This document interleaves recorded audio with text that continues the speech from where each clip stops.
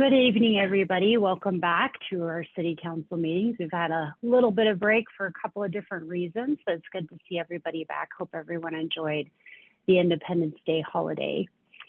The purpose of tonight's session is to circle back to the conversation that we had on April 26th, which was kind of the goal reorienting for our 2020, our strategic planning priority areas and getting clear on where things were, what was done, and then moving forward, what we want to do. So in that meeting on April 26th, it was decided upon to have this meeting, an opportunity for us to circle back, everybody having the opportunity to review the summary of the meeting so that we make sure that the things that are represented in that summary are accurate from the conversation that was had. There were a couple of instances last year where we needed a little bit more clarity. Staff was working on one thing that wasn't quite in alignment with the original intent of what some of the council members had said. So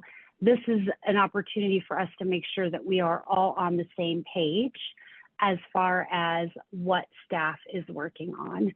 So we will not be going through the document line by line. We're not going to be checking any grammar or correcting names or whatnot. But I do want to make sure that we will move through the 6 priority areas in a way that we are really wanting to honor what it was that was said in April 26th and making sure that that's in alignment with what is actually showing up in the summary, and then henceforth, of course, what staff is ultimately working on. So that was the original purpose for tonight's meeting. We do also have, after that portion of our agenda tonight, we will take some time to go through some committee reports. I do have committee reports that I know we'll be hearing from both Housing Policy Commission as well as Budget and Audit. So anybody else that is chairing a committee, just be mindful if you have a report to report back, if you have anything exciting or that you want to share with council or community about, now's your time to do it. So before we head off to that, we'll go ahead and look over the meeting summary for our April 26th meeting. And one side note for the public who may be looking at the summary online, what we'll notice is it might look a little bit disjointed as we talk about priority areas, and the paragraphs aren't all together when we're talking about, say, one specific priority area, homelessness. So for that reason, we're not going to go paragraph by paragraph. We are going to pick a priority area, and then council, what I would ask of you is to bring forward any thoughts or concerns if you feel like there's a misrepresentation or a miscommunication that is within that summary of that particular priority area, then we will talk about that within the priority area. So I hope that makes sense. It feels a little bit not making sense, but hopefully we'll get through it tonight. Do we have any questions from council before we get started? Okay, seeing no hands up, what we'll do is start with our first priority area, and I am actually not looking in the sheet. I've got a separate sheet. Trust and accountability of government is where we're going to start this evening. So let me share with you what pages that lies on, and we've got that on page 7, and then further out, page 9.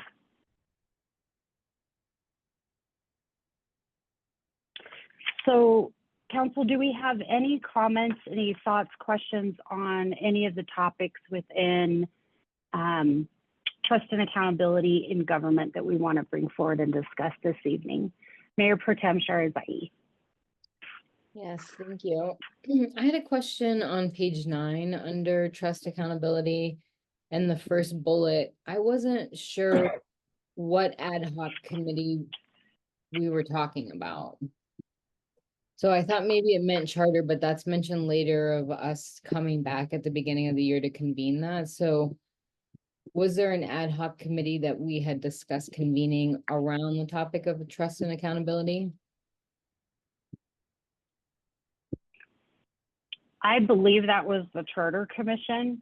I do recall that the conversation was, we knew charter wasn't going to be right away in the fall, but then also looking at, especially as we got into the latter part of the day, when the spaces that we were needing to work everything in got a little bit tight, we shifted that or mentioned that that could be a possibility if we needed to shift into early 2026.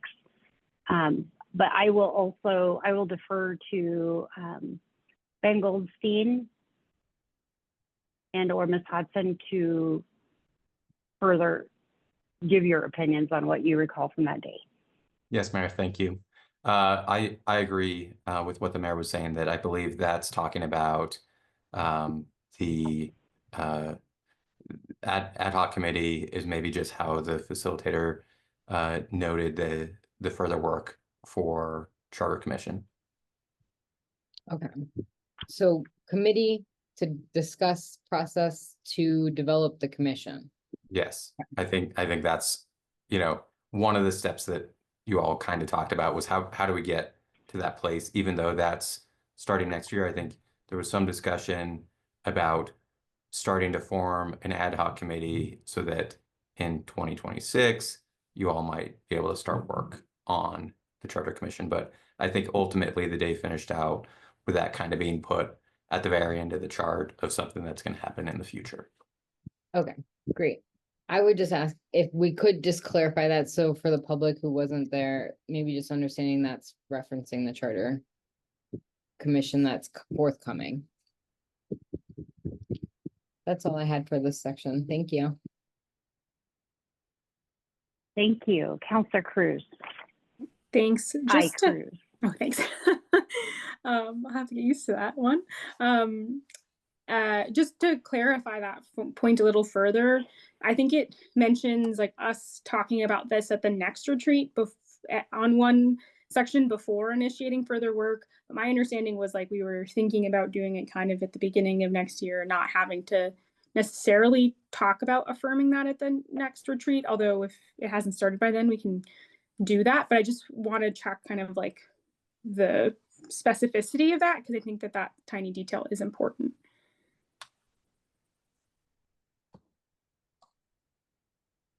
So you're asking whether you think this has to be brought back up at that next planning session, or whether council can kind of just move forward with it? Yes. I think staff's understanding is that you all will just move forward with it. Certainly it could be reaffirmed at the next planning session. Hopefully that would be reaffirmed by that council, because it will be a new body. But staff's under the the thought that you all are going to just continue to move forward with the Charter Commission, and staff will provide support as needed. Fabulous. Yeah, that's helpful. It might just be worth, like just clarifying that or striking that sentence that it will be held until the January 26th retreat. Thank you. Yep. Councilor Matt Guerrero.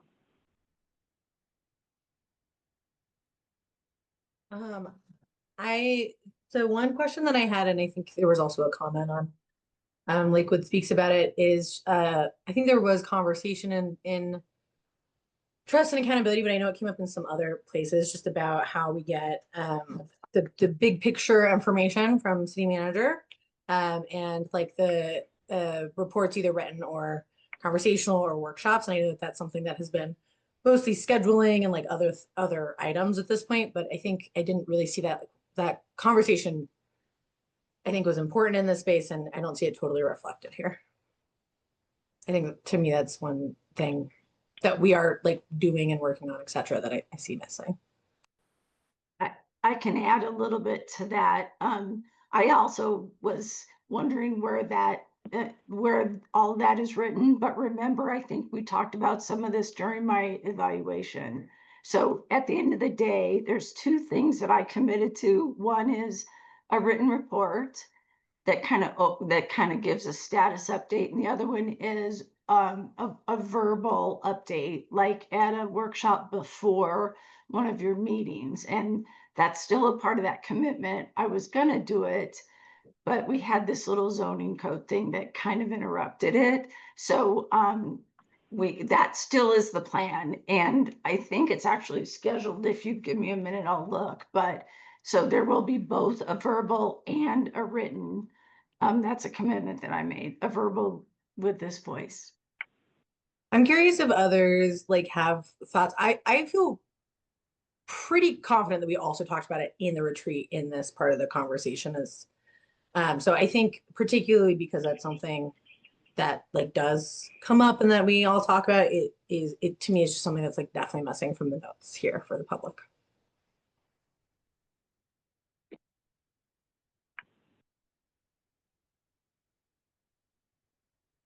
All right, any others under trust and accountability of government? All right, we'll move on to priority area number 2. Counselor Lowe, did I see your hand up? I was just gonna +1 Councilor Macarero's point. I think it's worth calling out as a bullet in the trust and accountability section for the reasons that Councilor Macarero articulated. I honestly don't remember exactly whether it came up on the 26th, but I feel like it did, and it's certainly something we've had a running conversation about. So I think it's worth adding a bullet. We'll make sure that happens. I don't know that we're manipulating the document, but maybe we can add an addendum after tonight's meeting. Sure. Or meeting minutes. I mean, I agree with Councilor Macarero. I think it came up. It might have, yeah, maybe this happened, maybe it came up and I said, that's already handled because we talked about it before. And so the person who was writing the note said, it's already handled. I don't know, I'm just guessing, but yeah, we can make note of it so that there's record. Great. So priority area number 2, affordable housing. Did anyone identify anything that we wanted to discuss this evening around clarification on affordable housing? Councilor Macareiro.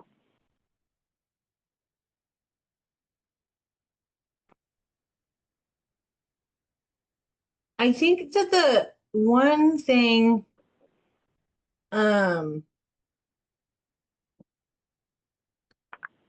is it felt I'm wondering if I can get like clarification, I suppose, on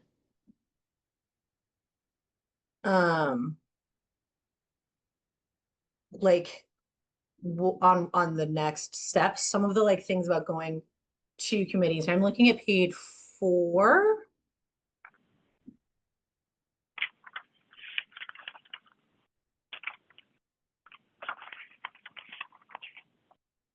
And the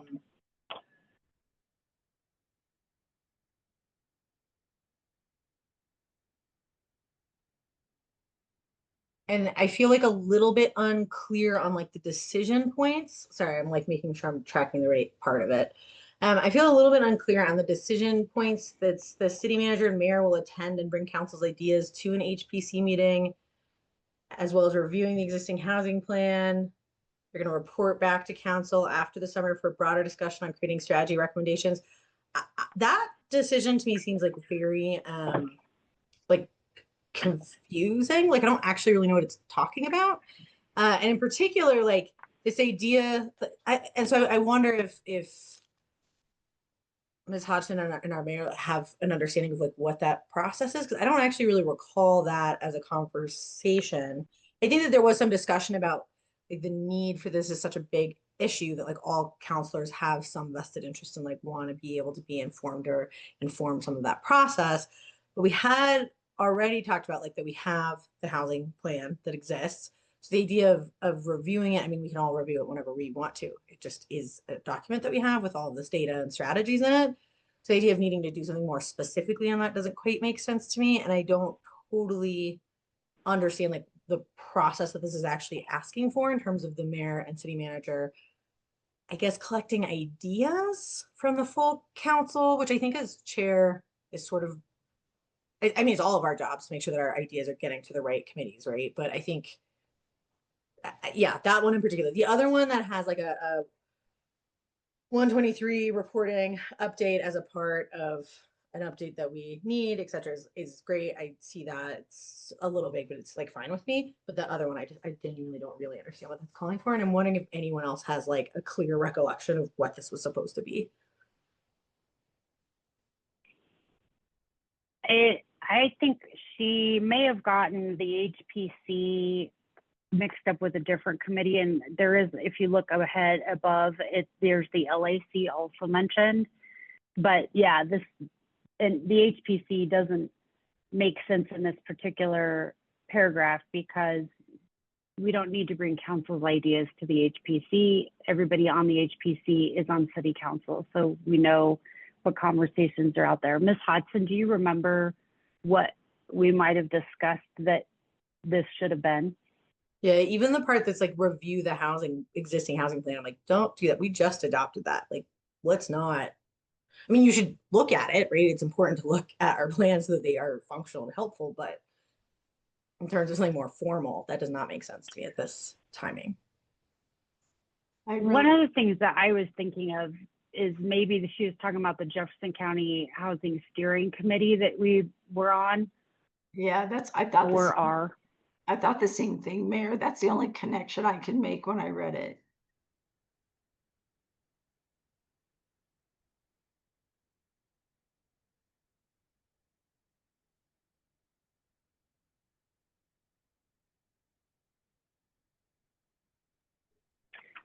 I don't know So if other people have pushed back, up, but yeah, sorry.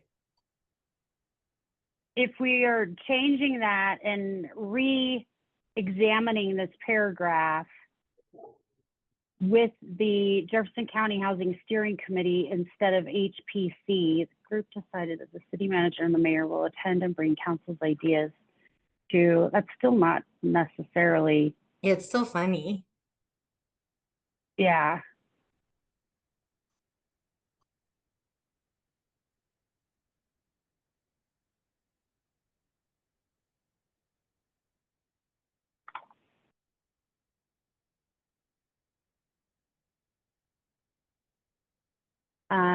We can get some clarification on that, Mr. Goldstein. Yeah, I can reach out and just see if the facilitator or her assistant has a thought there.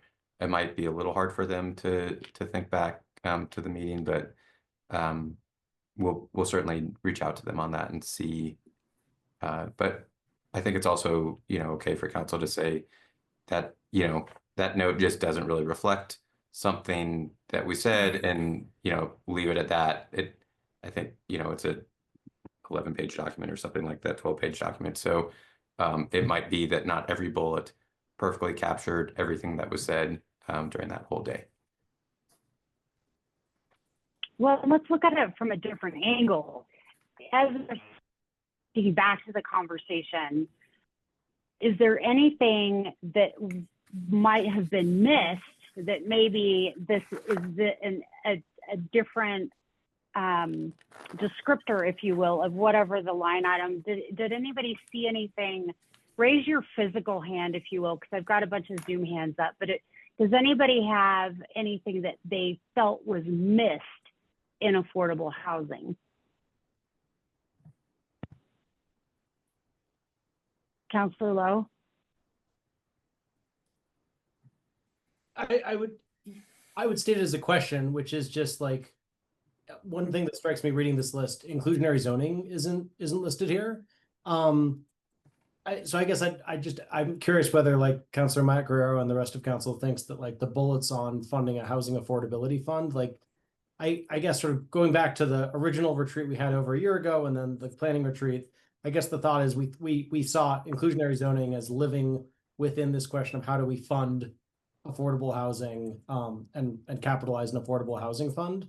I guess I just want to double check that we really didn't have a separate bullet on inclusionary zoning. Certainly that's been on our agenda for a while. I have clarification, if I may, Mayor. So Please. I think that there's a little bit of of like basically just a mix up. So if you go into the discussion on the sequencing of affordable housing tasks, the second bullet is the Affordable Housing Fund is connected to the Housing and Building Zoning Plan HBZ versus true funding source. Council should not lose say of the fund's original purpose. I think that that bullet should actually just be to inclusionary zoning is going to continue to move forward and process, right? I think that there's something like I think with the zoning rewrite combined with the inclusionary zoning discussion got like muddled into that bullet. I think that that's where it is. Thank you. Councillor Sinks. Thank you. So if I could just have a step back a minute, I need a bigger picture. So I understand what we're doing now is going through the document and saying, was this captured, etc. And then what? So could you kind of go through, because one thing that I was very surprised at and a little like, oh no, what do we do with that? Things like the third bullet on page 4, and frequently throughout the document, it says in the last sentence, council could also consider blah, blah, blah. Ninth bullet, council could consider, we could do these things. And then sixth bullet, clearer guidance, staff emphasized need for clearer guidance. And so what my point is, as we're doing this tonight, was it all captured? What do we do next? Are we going to make firmer decisions on things we could do, or are we going to yeah, can just tell me the rest of the process with this document, because I also heard you say we're not going to make changes to this document tonight. However, I'm also like, where do we capture in writing what we're saying now? You know, can we throw in red lines or something on this document to follow up with what we're saying and distinguish? So I'm just kind of, so I know what we're doing tonight, was it captured? And then what, if you will? And is that a fair question, or do you want to go through the process at a later time with us? Thanks. Thank you, Councillor Sinks. I'll take part of that, and then maybe Mr. Goldstein, you can answer the document, like how we get into writing what it is that we're talking about tonight. So the next step, I mean, a lot of these, we had a conversation, staff took away, now we've, we poured the sausage in, now the sausage is getting made, and it will slowly over the next few months and even longer for some of these will be, spit out, if you will. So tonight is to make sure that we put all the right ingredients into the sausage maker and that the right sausage is being made. But there's not like this isn't, I mean, I don't know, and maybe Ms. Hodson, you might want to interject here if you will in the process, but we don't need to necessarily come back to firm up some of these things. She was just capturing a lot of things, and a lot of it's going to either go to committee work or staff's already working on it, LAC is already working on it, things like that. So it's a building block type of a thing where some of it, as we identify certain things, we'll get more clarity, we'll get moving forward on other things, but it's a whole lot. I don't feel like that really answered your question, but I'm not sure I have anything more firm to really say. Mr. Goldstein or Ms. Hodson? Mayor, I'm happy to take a crack at it, and then if Ms. Hodson has something, I'm sure she'll add that. I think the next step for staff is to kind of particularly focus on those items. If you think back, you all spent some time, putting stuff on that, the board, and those items above the line were kind of the ones that still needed some work or weren't necessarily done and ongoing. So I think there was about 21 of those items that were above the line. So staff worked hard to capture, what you said there, and I know the facilitator captured much of that in this report as well. So I think the next step for us is, once we hear from you all tonight, then put those items and put this information up on the city council dashboard page for you and the community to see it as we work through those items for the remainder of the year. And some of them include new items like the single hauler item. So, I think that's really the goal for us out of tonight, is that there was nothing major missed from what you all identified in those items and what we're going to continue to work on for the remainder of the year. Staff's already started doing a lot of work because there just wasn't a lot of time from when the retreat took place. Ms. Hodson, do you have anything like that? I would affirm that and say, as soon as we got these minutes that were written obviously by a third party, we also took our notes from that particular session and started working with all of the leadership team so they would help us understand what these goals really meant from a let's get this done this year perspective. So as soon as we get the okay from you that we're on the right track, then we're gonna tie all that up and send out that dashboard. So that's really the idea. As the mayor said early on, what we're trying to avoid is spending a lot of time working on something and then realizing, oh wow, we didn't interpret that right. That's not exactly what the intent of the words were, or of the way it was translated into minutes by this third party. So this is really just a check-in, and it's tough. It's tough when you have a third party do the minutes. So the reason we do that is so that it doesn't look like staff is manipulating city council's goals.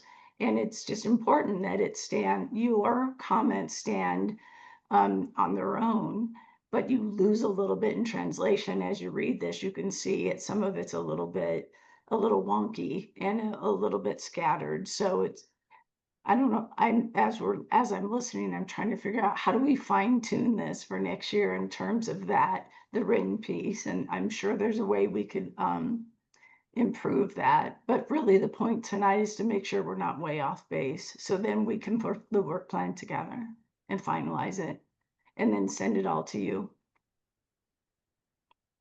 I hope that's helpful. Yeah, thank you. So is it appropriate, some things that were missed, as Councillor Lowe mentioned, nothing about inclusionary zoning. Is it appropriate to put in like another red line or, something like that, some changes? Where will things that we feel weren't captured, or how will that be addressed in this document or a addendum or whatever? Mayor, if I may. Please. I think both Ms. Hodson and I are taking notes, and this meeting will serve as a public document as well. I would worry a little less about that document and more about the product that both Ms. Hodson and I mentioned, where we're going to show what you've directed staff to work on for the remainder of the year. And I think that document will capture everything you discussed tonight and or reaffirmed that was the intent of the planning session, and all those items that you put on the board or wrote on a white piece of paper and added to the board, all that stuff. Great. Thanks again. Councillor Isabel Cruz. Thanks. This is a little bit going back to the previous discussion regarding that first decision bullet point. Something that I think this might have been referring to, that I'm lacking a little bit of clarity on what the next steps are how the conversation about the affordable housing fund is moving forward in this year's budget process versus what's going to happen off year versus what the process is with the HPC. And I think in some of that jumble, With the timing, some of that might have gotten lost in translation and been a part of how wonkily this bullet point was made. So I guess that piece and how that ties into how different strategies were going to be pulled or prioritized from the strategic housing plan related to the affordable housing fund. I guess I'm curious what the kind of next steps are on that piece that can maybe be better reflected in the shared understanding of what the next steps are on that piece that's coming.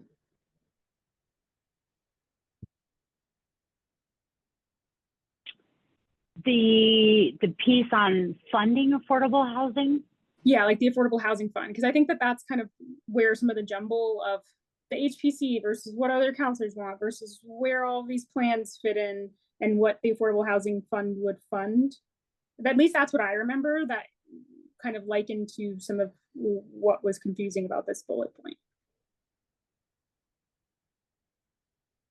I could mention that has come up in Housing Policy Commission. I mean, it's not that they're not focusing all of their time on that right now because they're focused on an inclusionary zoning.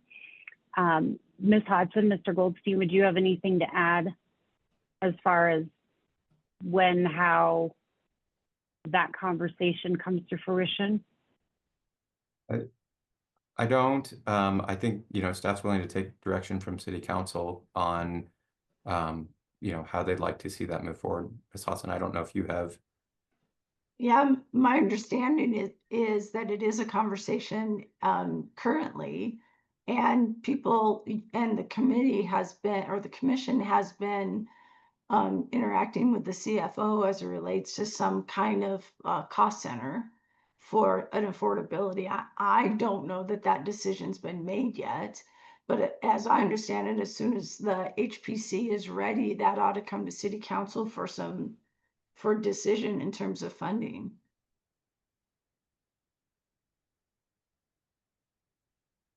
Yeah, so yeah. Councilor Matt Guerrero. Yeah, this is a great question. And Councilor Cruz, there might be a world where we should put our heads together as chairs of the different committees on this.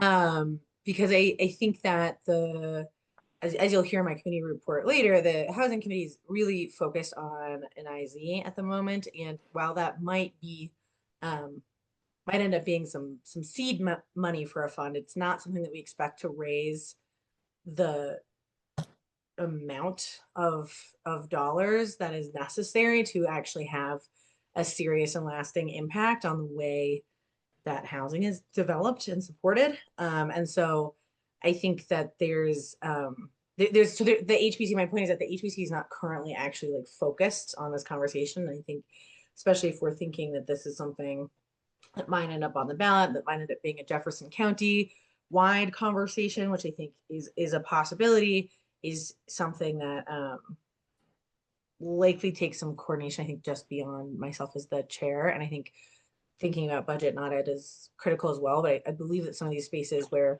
the mayor and city manager, like the Jefferson County housing space, right? Like if things are coming up there, that's a level of regional coordination that I think would be wise, but is not something that I necessarily have the best access and influence for.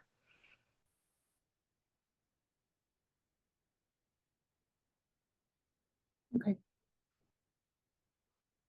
I don't have any suggestions because it seems like maybe it's just up in the air, but I can maybe imagine potentially why some of this got a little muddled because we don't totally have path forward, but that's fine because we're doing other things. So thanks, I appreciate that. Did you have any other? No. Okay. Councilor Nystrom, then Councilor Lowe. Thank you. Yeah, and Ben and Ms. Hodgson, I appreciate the clarification on kind of the next steps in the process. I guess my only question is, well, two-part. The dashboard that was previously used, is that going to be different or is it going to be the same format? Because what I kind of struggled with was things being marked complete, but there wasn't really an understanding or documentation of what actually was done. And then I guess in terms of work that's already started and things like that, we had that discussion about kind of level setting on, you know, if there was any gaps there in terms of understanding what was the ask and what the interpretation was on city staff. I just don't want to have that same situation pop up again. Yeah, Mayor, if you're okay. Yeah, please. Thank you. Yeah, Councilmember Nystrom. The staff has the same goals. That's part of why tonight is happening. We don't want any gaps in interpretation either. We are going with a totally different format. We've parted ways with a company that we were contracting with for the previous dashboard. I think, you know, the remaining 5 months will have kind of a hybrid version as we incorporate what you all created and start moving towards a new format. But I think we will go away from the nomenclature of in progress, complete, and all of that. We kind of introduced it during the planning session with done and ongoing, so that it provides a little more clarity for the community that yes, you know, the item was done. For instance, creating, you know, a communication dashboard that shared each month with you all. That was done, but it's ongoing. So it is giving staff credit while also being true to the fact that it's now kind of included in the regular work of the organization. So I think you will find the new version both more clear in that respect and also a little more user-friendly. I think, you know, we tried to use the other software to accomplish what we thought was going to be a cool way to show it, but maybe created more confusion than it was worth. I don't know that we're going to get to a place that we're doing super detailed descriptions on every single item. Some of that's going to be captured in the report that you're now getting each month from the city manager. So you're getting more timely updates about things that are happening that we think are going to be important to city council. And, you know, some of that will come up naturally during various updates with you all. But I don't know that we're going to, you know, necessarily write a paragraph or a half page about every single item. I don't foresee that happening in this version. Okay, thanks.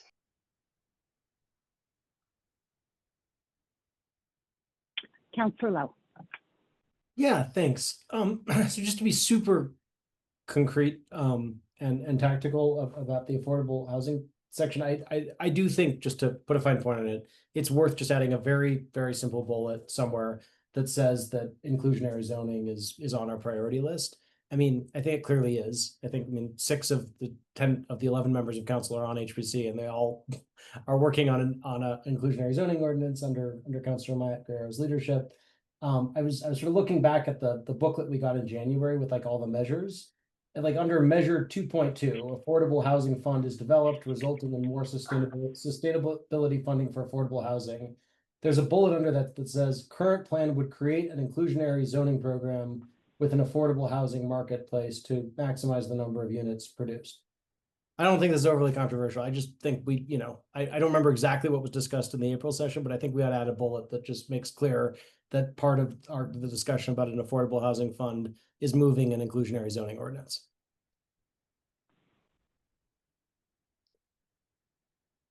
Thank you.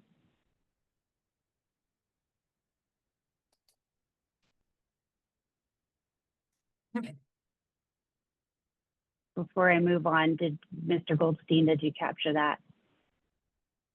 Okay, thank you. All right, priority area number 3, homelessness.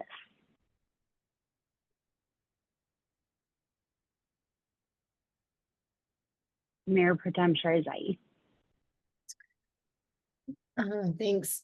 On page 9, there's a couple of times, maybe twice, where there's a section that is defined as staff actions or some sort of task related to staff. And this is one example of that. But I was confused, and I think maybe it was just they didn't know the geography on bullet 4, ensuring the availability of restrooms in Ward 1 and 2, and then it said with a focus on Bear Creek, Greenway, and Peakview. So I feel like we explicitly talked about like the north side being the priority, so I was surprised to see mention of parks that were outside of that. I just wanted to get clarity on that, because this seems like a real directive from staff or to staff.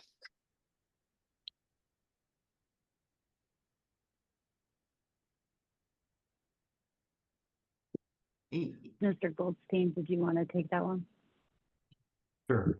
I think one of the things that happens when the facilitator is writing notes is maybe an individual comment gets weighted the same as a group discussion or group directive. So I think, you know, from a staff standpoint, we heard pretty clear direction that you're looking for additional restroom facilities, particularly to serve the unhoused along Colfax Corridor in Wards 1 and 2.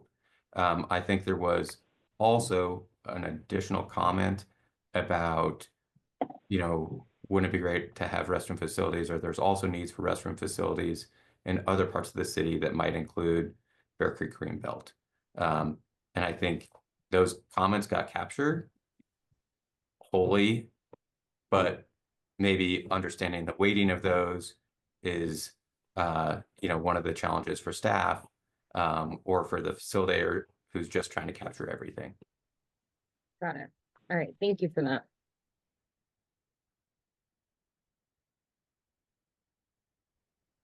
Any other questions or thoughts about homelessness priority area number 3?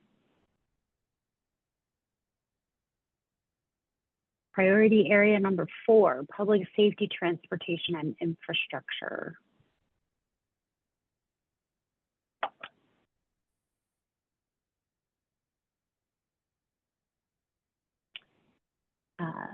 All right, no hands up for that one. Priority area number. I'm just trying to find the bullet. I like raise my hand. Councilor Lowe. Thank you. But I do need to find the bullet.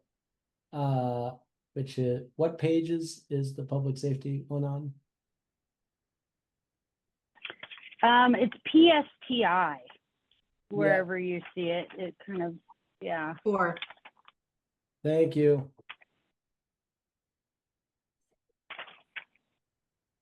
So the only bullet I wanted to call to flag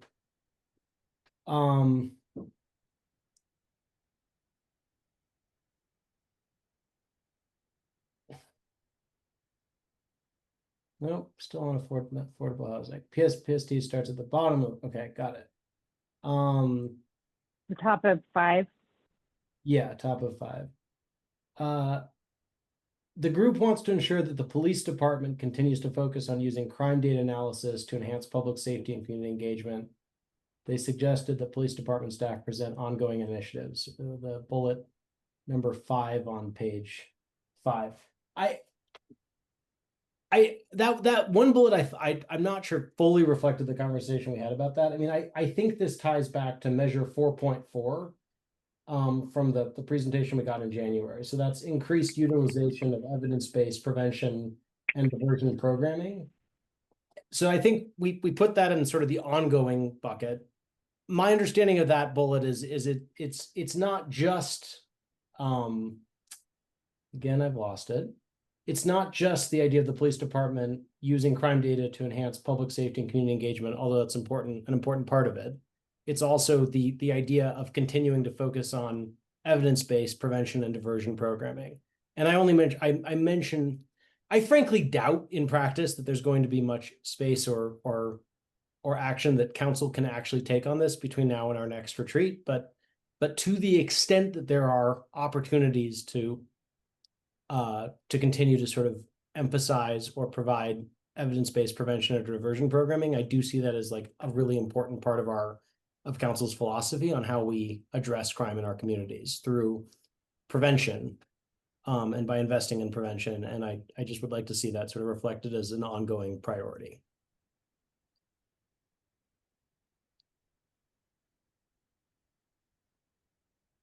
And I think you have that noted, Mr. Goldstein. Yep. Thank you. All right. Thank you.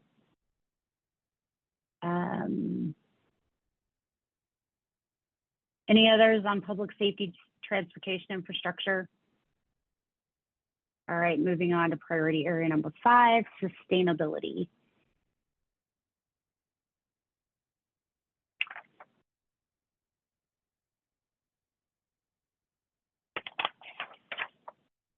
Okay, seeing no hands up for priority area number 5, we'll move on to area 6, thriving economy. Any questions, hands up on thriving economy tasks? Councilor Matt Guerrero. Apologies if you'll give me one moment. I'm also scrolling to it. Okay. I think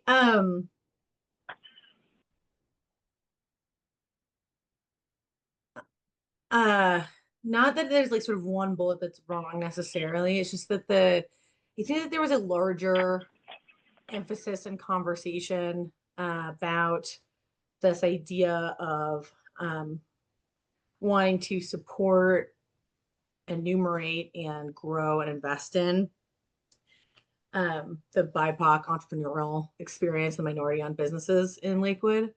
And that some of that, I think just due to like sort of lack of data on it, ended up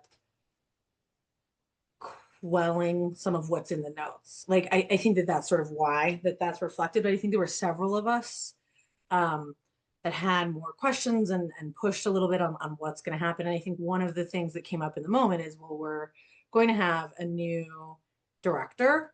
And so that it's hard to like know exactly what to be done there, or to have like the right recommendations from our like staff expert without that person in place yet. And so I think that was some of that why that conversation wasn't more detailed, essentially, was that was a large part of it. And if other people disagree that this was something that came up, but I think that there was a handful of us that paid kind of a lot of attention to this.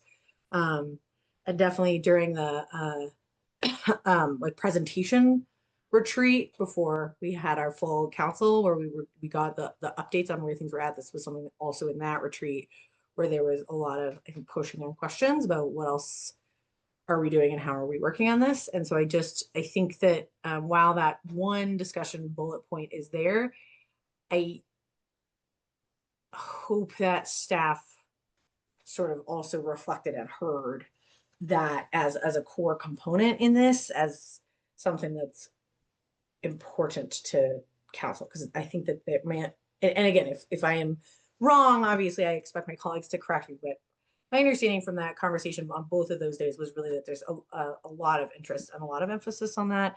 It's something that I also hear from my constituents quite a bit. So I wanted to make sure that that was reflected in this discussion.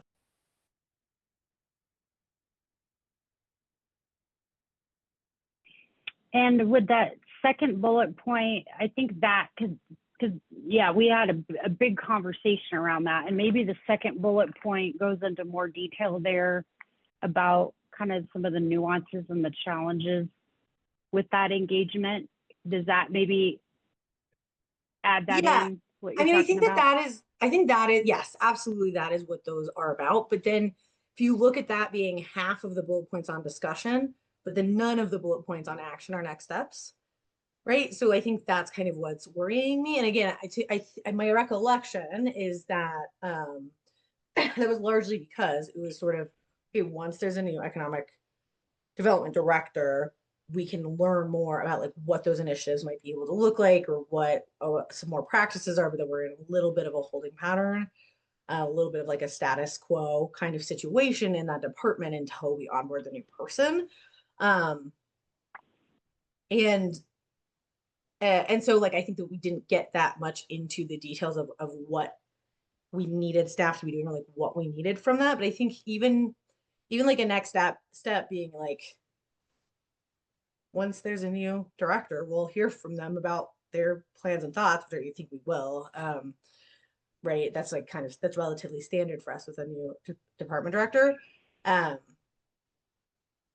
again, I think for whoever that new person is, also to be able to be like to have that adequately flagged as something that they're going to get questions about, and there's going to be attention to that, so that they can be adequately prepared for that conversation as well over their first couple of years.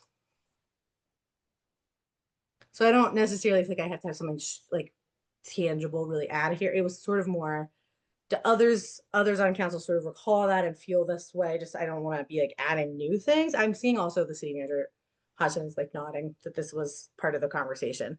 I kind of just wanted to really check in, I think, with Mr. Goldstein and Ms. Hodgson about that, like, even if it's not here, did you all hear that reflected? Because I think if so, then I know that once that work starts happening, we'll be able to talk.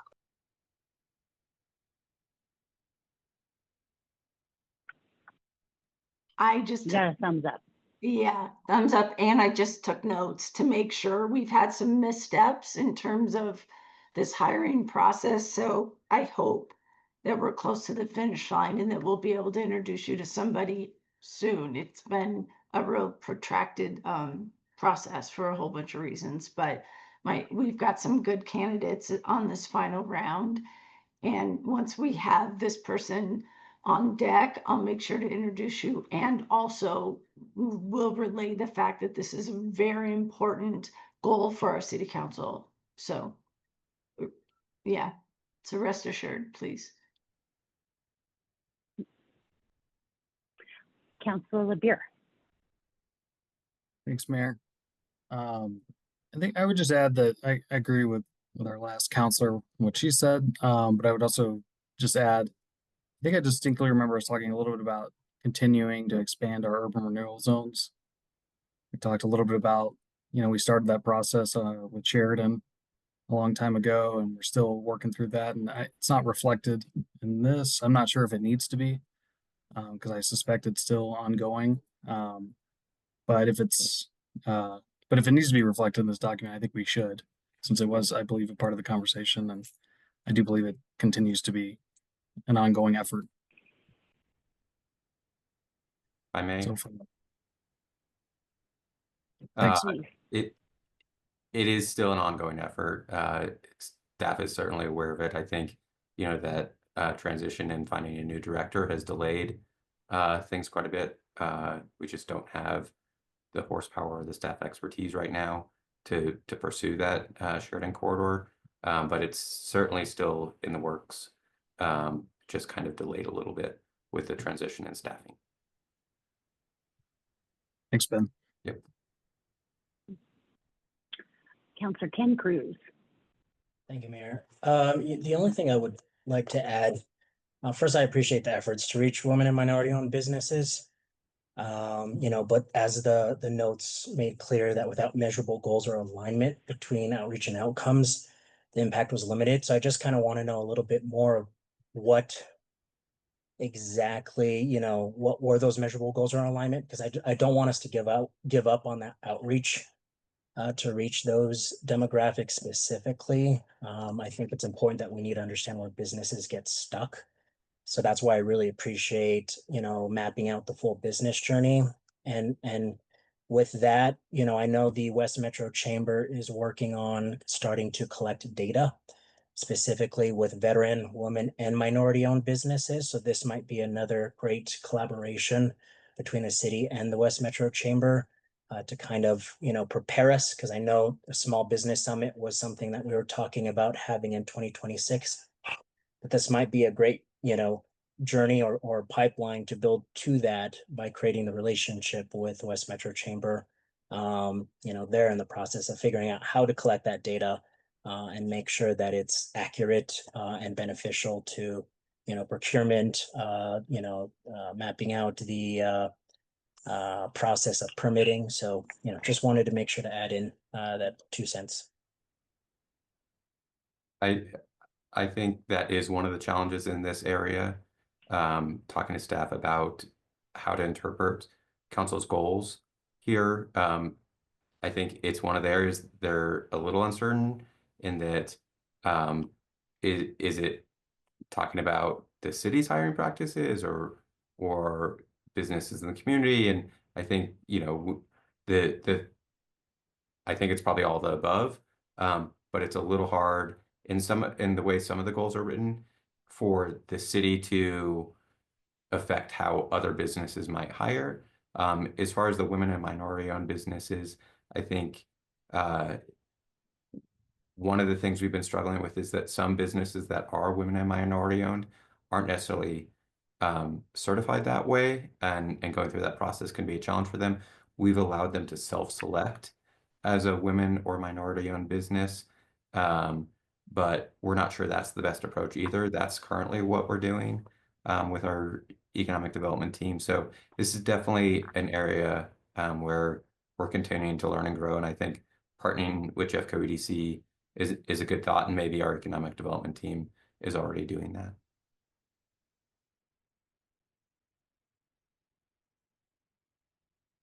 Okay, thank you.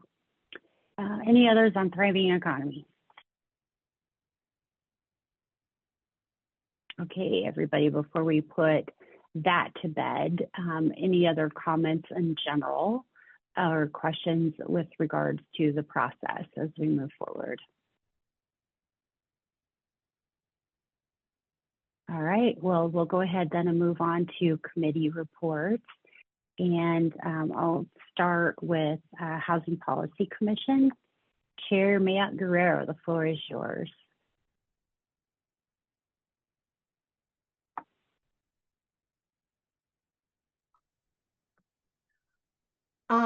So the first update to let everybody know about the HPC is that we are not having a meeting this week. It's been pulled down. HPC members, I think there should be an email that has some clarification from staff that tells you that. The last meeting that we had was focused on the inclusionary zoning. We're working right now with consultants to build out potential example ordinance. Essentially, we had a discussion in our June meeting that I believe that you can find the recordings online, centered around other city models and sort of where we want to be, and some debate essentially around some percentages. I think it's a conversation that's familiar that we've had before, and part of the reason for pulling down the meeting this week is to give the consultants some more time to give us a little bit more of a pitch on what is possible. And I want to also flag for folks that not all committees have comments, but public comment, but we do at the start of each of our HPC meetings. We do limit that to a certain amount of time because we want to make sure that we're also able to do the action that we need to do that day.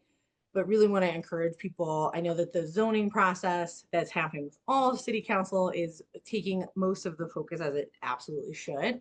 But as that conversation continues to ramp up at the HPC, I think it's going to be really important that we're able to have community input in that space. But additionally, I think we will work on as anything specific in there becomes more concrete in terms of what might end up at council, what that timing will be. We'll really work with staff to make sure that the public is aware of those items and that all of council has what they need to do outreach and have public conversations as it moves. I think you know, the IAZ is something, so inclusionary zoning is something where essentially you require small percent of any housing over a certain amount of density to be built affordably, or for folks to pay a fee. So it is something when we're talking about our potential fund that's really great, that has the potential to seed that. That's really been the focus. I think some of the other conversations that I know people are like anxious to also get back to get past IZ around this idea, some of the ideas around additional ways to fund, also on some of the upstream like renter protections, landlord protections, and working on some of the other things that were in our memo last fall to the full council with priorities on it. But at this moment, we're really still focused on the IZ, and that is what we'll be working on. All right, thank you. Before we move on to budget and audit, do we have any other committees that would like to give reports this evening?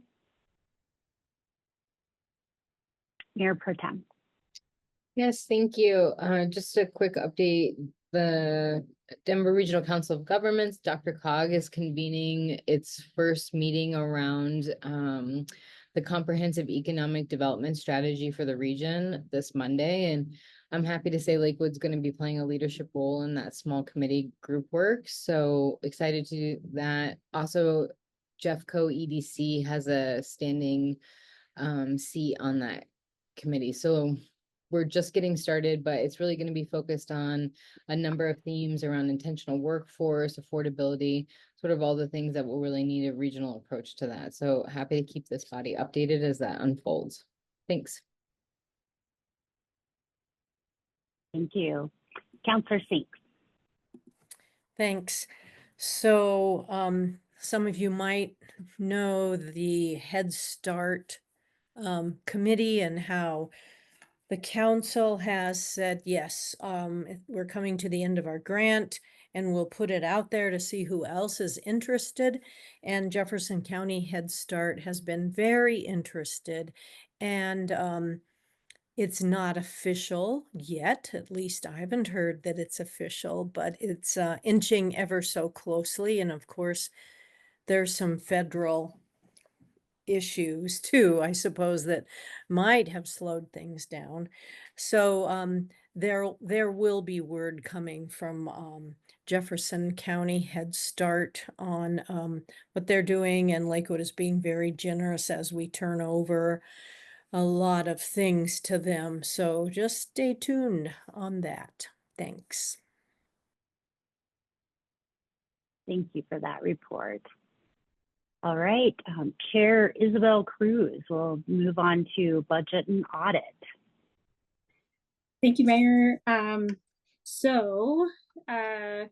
case anybody wants like a visual or to check out what we did in budget and audit board on May 14th in our last meeting when I was appointed chair, you can see the presentation on Lakewood Speaks under that meeting that walks through it. But what I wanted to walk folks through is, I know we're all in the thick of zoning, is that the next big chunk of our work will be coming up in September.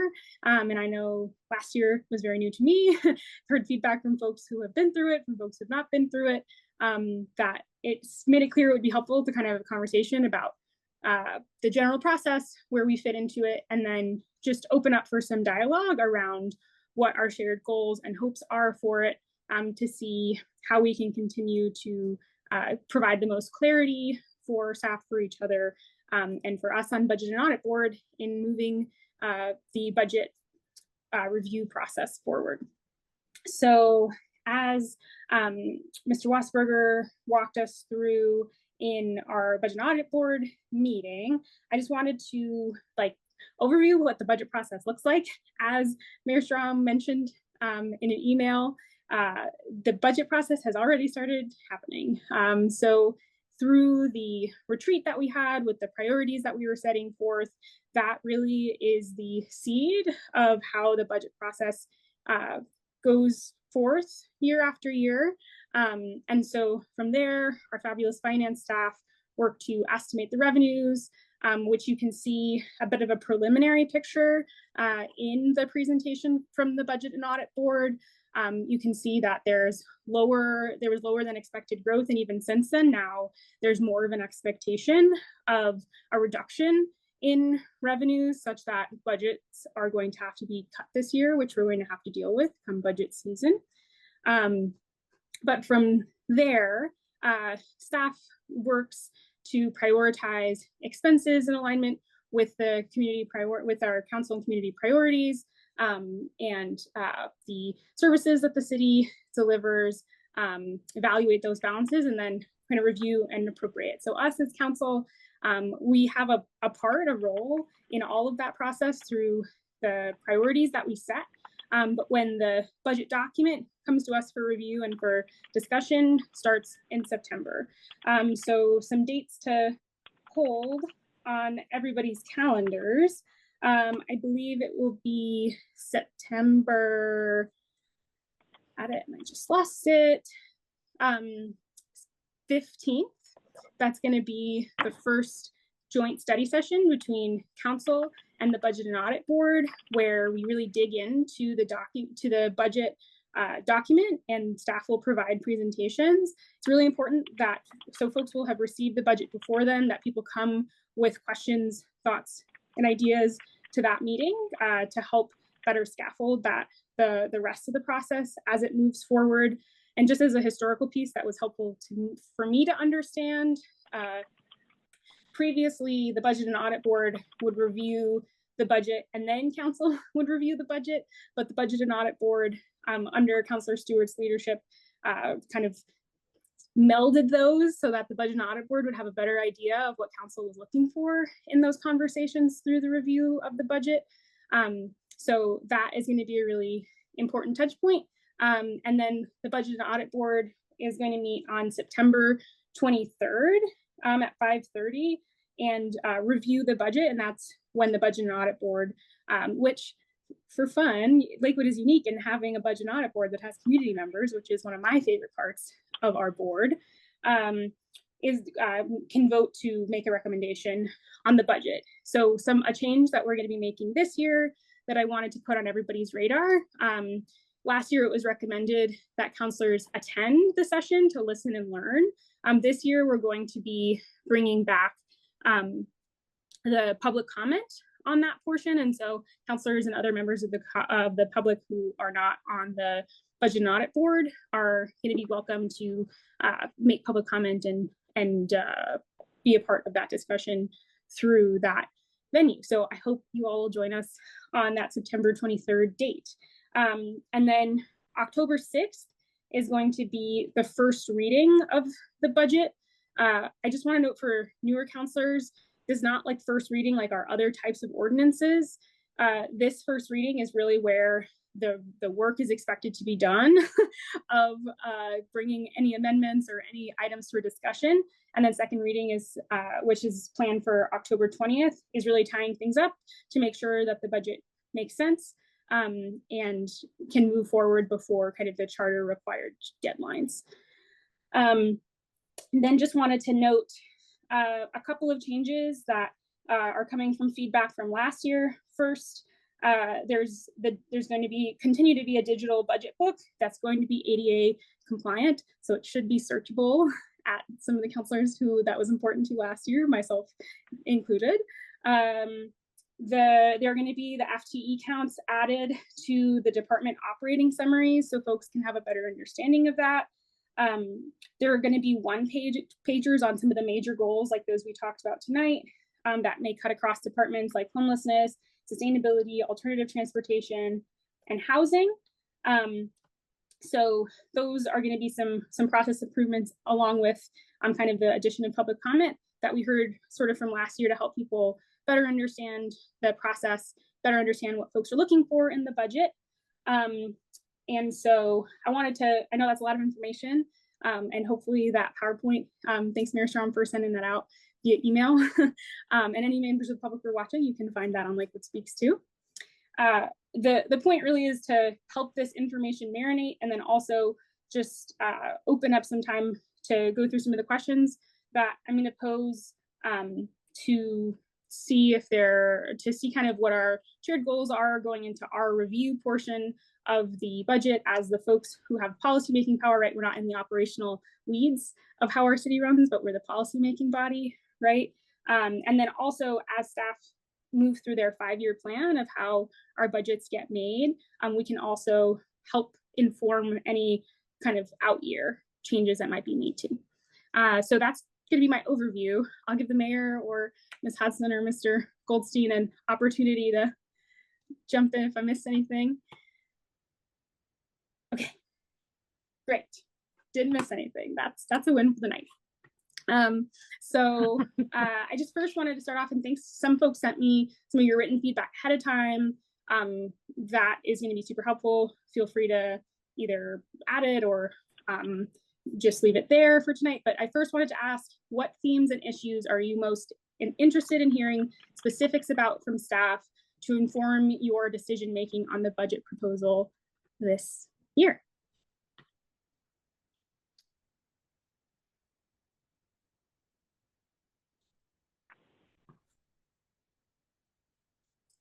And Mayor Sham, is it okay if I call on people, or do you want to call on people? Go ahead. Yep. No, go ahead. Perfect. All right, Councilor Matt-Guerrero. So I think that there are some obvious ones that staff can anticipate from me around housing and homeless crisis response. But so I want to use this moment to early to signal something that maybe staff doesn't know is something that's going to come up a lot for me, which is around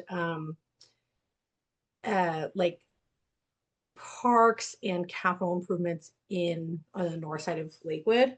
And I think not just in Ward 2, but I'm thinking about places around Colfax. I'm thinking about like distances to parks. I'm thinking about protected bike lanes. And this has been coming up in a handful of areas, but particularly looking at amenities such as the Morse Park pool is something that is of great importance to the community. I think that obviously Morse Park in particular is not the most under-resourced part of this district, but in a larger geography that has less amenity and less access, those I think are some of the questions. So the conversation that we just had that included about bathrooms, water access, but also like the continued process and investment in some of these like connected multimodal options. And then like the parks and public amenities and community spaces are definitely top of my mind. And I think, like I said, I wanted to make sure that that gets flagged early because that's something that's not what I'm most consistent about talking about at this moment. Thank you. I'll go to Councilor LeVere next. Thank you, Counselor. Yeah, I guess, for me, I'll certainly be taking a look at if we've made any shifts in sustainability funding, for incentives to help with our reduction in emissions, to help meet our emission goals for the city. We talked a lot about earlier in the year, public safety devices on streets, whether it was, islands or flashing lights or those kind of things. So certainly be looking at public safety devices and whether or not, we're enhancing the budget for that. There was a lot of discussion about that earlier in the year. And then of course, protected bike lanes and expanding our bike network and sidewalk infrastructure. And then perhaps things related to tree canopy or, that kind of goes again with the emissions incentive dollars. But so I think that was 4 things I said. So maybe those are the 4 big themes. So, and of course, and how, I guess more broadly, just how all of our discussions this year are being reflected in the budget in terms of our, retreat and planning and et cetera. So thanks. Thank you. And just to make sure it's captured well in my notes, for public safety devices, is that specifically like traffic calming that you're intending to mean there? Yeah, thanks. Great, perfect, thank you. All right, Councilor Lip. Thanks. Like Councilor LeVere's list, I would +1 all those things. I'll add 2, 1 pretty tactical, 1 bigger picture. For sustainability and community development, so obviously last year, we talked about this a little bit because the department had recently reorged a little bit. There was a little bit less tactical detail, and we discussed getting more this year, and it sounds like we will with the FTE counts, which is awesome. I think it's safe to say a number of council's top priorities are in that department between homelessness, affordable housing, and sustainability. So just getting a sense of to what extent are those priorities staffed in that department, and to what extent are, realizing the very, very real budgetary constraints we're under, to what extent is it possible to, to what extent are any of those needs require additional staffing, and will those FTEs be, if there's any new FTEs, especially in that department, like understanding what role they'll play, or just making sure that those priority areas are fully funded. And second, realize this is very much evolving in real time. but understanding how the city budget is planning for both already completed and anticipated funding cuts at the federal and state level, and how that will affect the city budget and Lakewood more broadly.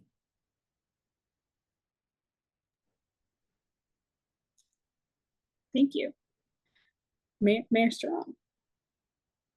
Yeah, that's actually very much what I was going to mention is I would really appreciate understanding what the new environment is for grants, what is exposed within our budget. And I would say, in addition to the federal level, we know that there are some likelihoods of things that might be pushed down from the state because the state isn't getting to certain things too. So kind of just a global understanding of what it is that has shifted this year as far as funding from other sources. Thank you. Mayor Pro Tem Chair Light. Yes, thanks. I also just want to make sure to flag like some of the recommendations that we had made in the last budget process. Looking forward to that being incorporated, like the FTEs were in an addendum at the end. And I think Councilor Lowe's point is an important one, just to understand like what each department is asking for. I would also really advocate for a capital improvement project for the Morse Park pool. I've spent 20 years in youth development, direct service, and I've go to that pool just about every weekend. I've never gone there without running into a young person I know from Denver. So I do think it serves quite a few folks, given where we are with the climate crisis. Places for folks to be able to cool off are really important. So would want to just make sure that's part of the conversation.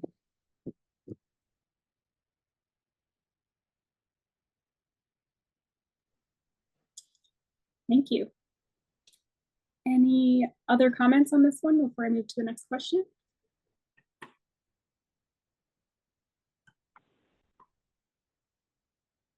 Okay, and open invitation to Ms. Hudson and Mr. Goldstein. If there's anything that's coming up that's unclear, let me know, and I'm happy to see clarity on that. All right, so I think this came up a little bit in the first question, but are there materials or other kinds of information that could be improved to facilitate best understanding the budget proposal and informing your decision making that have not already kind of been outlined? And if so, what might you recommend?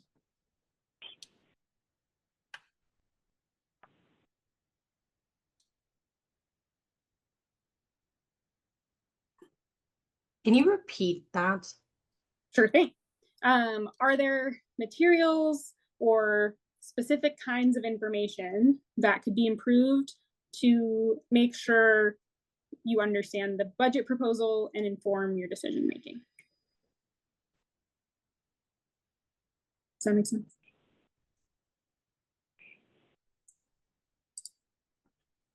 All right, Councilor.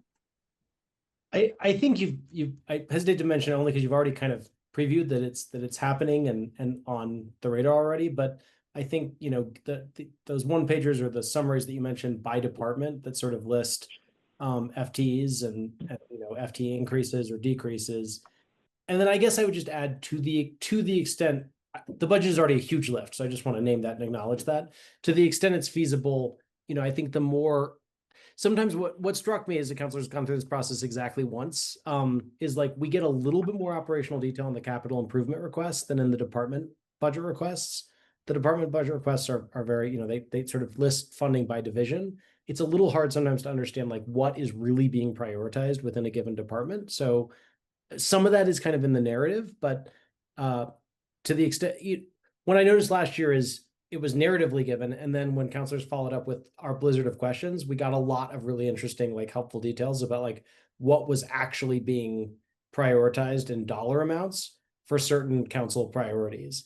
So to the extent, at least some of the really, really high level council priorities, things around homelessness, housing, sustainability, public safety, that we can get, you know, some specific dollar amounts for like how much is being spent on certain aspects of homelessness response and prevention, just for instance, I think that would be useful.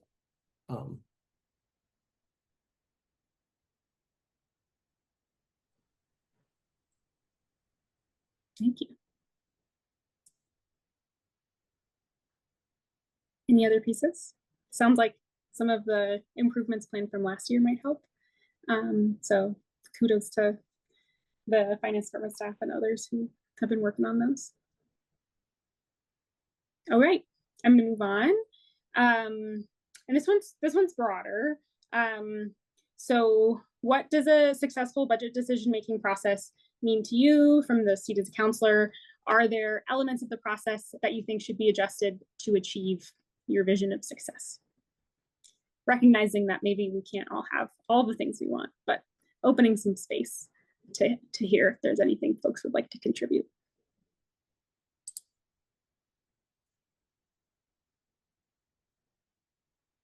Counselor Lowe, take it away. Feel like I have my hand up, but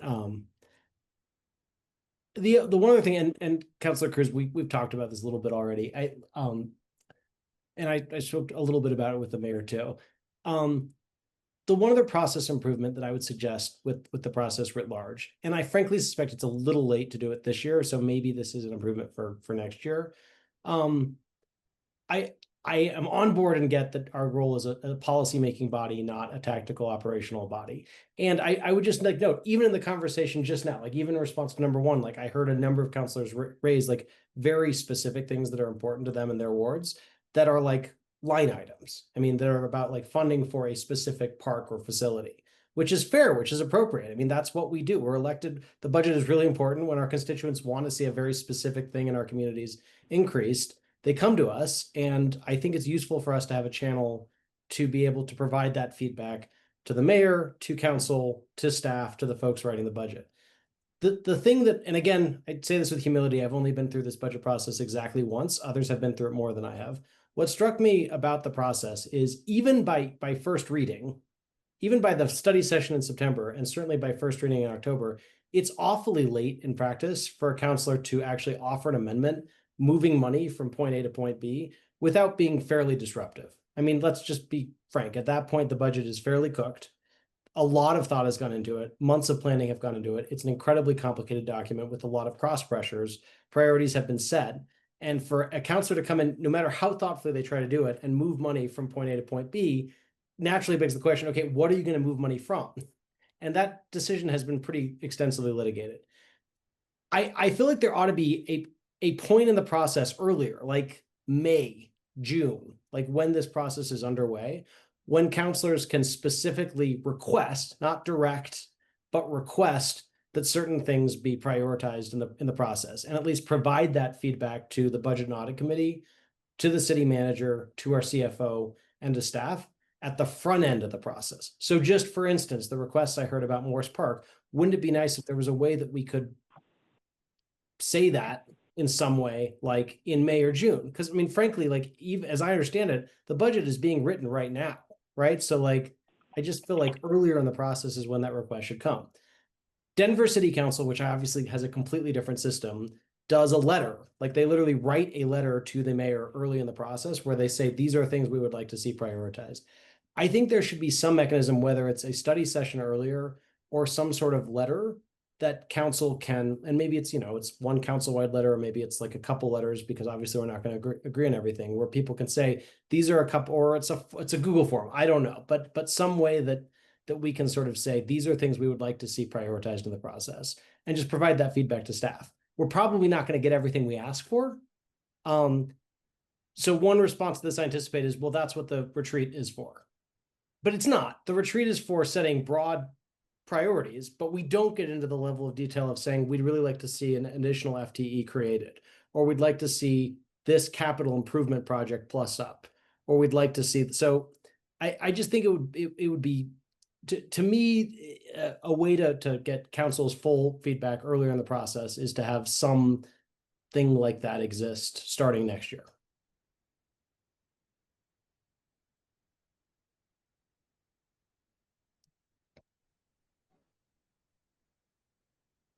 I see some nods. Does that feel like a shared goal?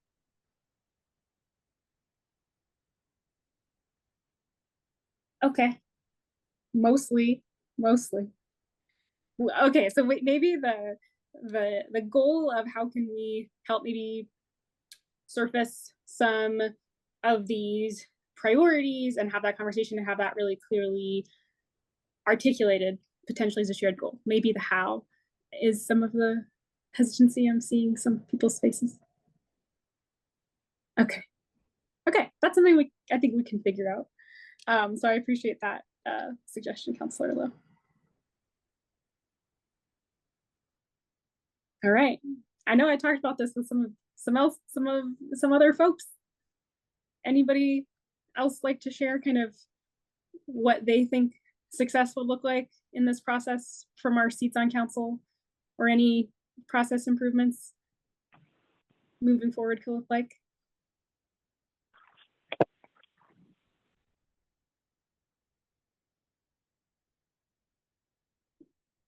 Okay. I do want to shout out my fellow Councilor Cruz for also sending me some feedback that I will incorporate into the notes to staff. If you would like to say anything, you can, but you don't have to. Just besides, you're doing a great job, and thanks for sending that email ahead of time. Perfect, thank you. Okay. All right. I'll just name something that's been on my mind. I'm really curious. Like, I think we have community members in our budget and audit board, which really helps inform the process. All of us take the budget to our board meetings. And there's other, ways that we get community feedback, but I'm really curious, like, how some other cities incorporate some innovative ways of bringing in resident feedback and prioritization into the budget. I think we heard some cool examples of that at the Municipal League conference. And so that's just something I'll name that is of interest to me in terms of looking into future years. Okay, the last kind of catch-all question, are there other items or matters that you'd like staff or the Budget and Audit Board to consider as we prepare to embark upon kind of the decision-making process for this year and plan for future budgets?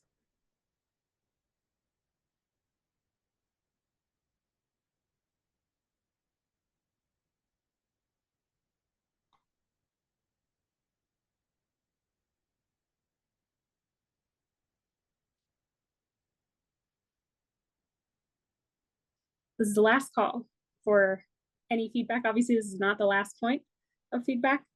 But I know that after kind of some of our budget processes last year, as some councilors have named in this conversation, there were some questions about kind of what our role was or frustration around where it comes in. And so perhaps some of the changes implemented this year will help get us there. But if there's anything else on folks' mind, it'd be really helpful to me and it would be really helpful to staff to understand that now versus in the process, although we can always learn things later on. So I'll pause for a few more seconds.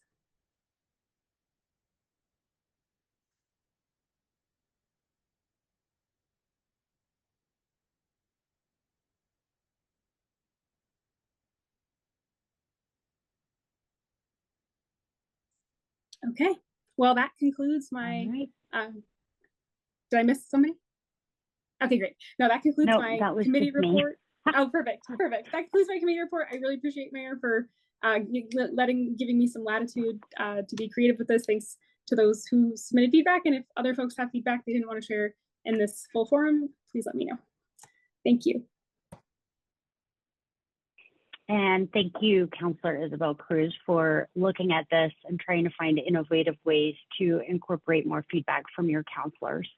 That is definitely some feedback we got late last year, and I look forward to you chairing our movement in that direction as we move forward, so we can all come into budget season this year and years to come feeling comfortable about what it is that is going on and what we're voting on. So thank you very much for your work on that. Speaking of forgetting things, I did forget one thing before we transitioned from retreat over to our committee reports. I do have one thing for everybody before we adjourn our meeting this evening. I had asked last week to have calendars available. One of the challenges that we ran into last year before we knew that we were going to have a special election and would need to hold our retreat in the latter part of the spring one of the challenges that we had was that our facilitator was all booked up in the months of January and February. So I wanted to come forward to you all now to see, as far as February goes, if we have any hard dates other than President's Day weekend, which is also Valentine's Day weekend, that would not occur there. Are there any other dates? Please look at your calendars right now. Are there any other weekends in February that are hands off for scheduling of retreat?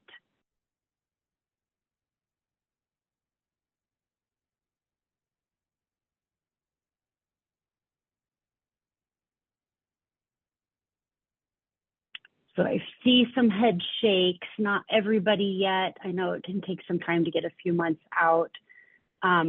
Please let me know by end of day tomorrow if there are any weekends in February that are a challenge.